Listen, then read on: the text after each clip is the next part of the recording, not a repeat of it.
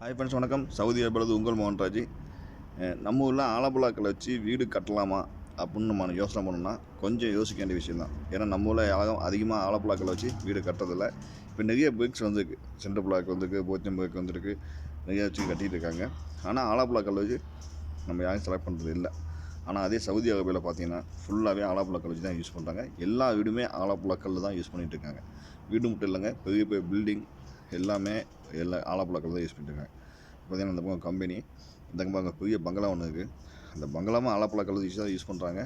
Common சவுக்கும் ஆலப்புழாக்கல் தான் use பண்ணுறாங்க. சரிங்களா? ஆனால் இது நம்ம ஊரில் யூஸ் பண்ணுவோமா?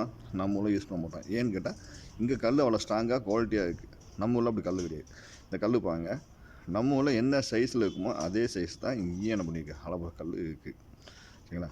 அது என்னென்னா நம்ம ஊரில் கொஞ்சம் திக்னஸ் கம்மியாக இருக்கும், இங்கே கொஞ்சம் திக்னஸ் ஜாஸ்தியாக இருக்குது.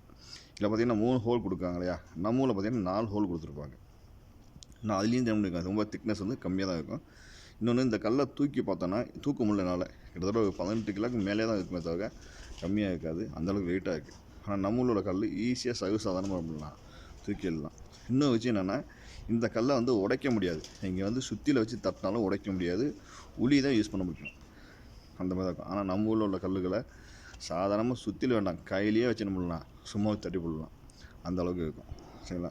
இப்போ அதனால தான் நிறைய பேர் என்ன பண்ணுறாங்கன்னா, இங்கே உள்ள எல்லாமே கொஞ்சம் பொருள் குவாலிட்டியாக இருக்குன்னு சொல்லி நான் எல்லோரும் விரும்புவாங்க. நம்மளையும் இந்த மாதிரி ஆலப்புழா கல் இருந்தால் நல்லா இருக்குன்றதாங்க. கமெண்ட் பாக்ஸில் கமெண்ட்ஸ் பண்ணுங்கள். மறக்காமல் நம்ம பேஜை ஃபாலோ பண்ணிக்கோங்க, லைக் பண்ணுங்கள், ஷேர் பண்ணுங்கள்.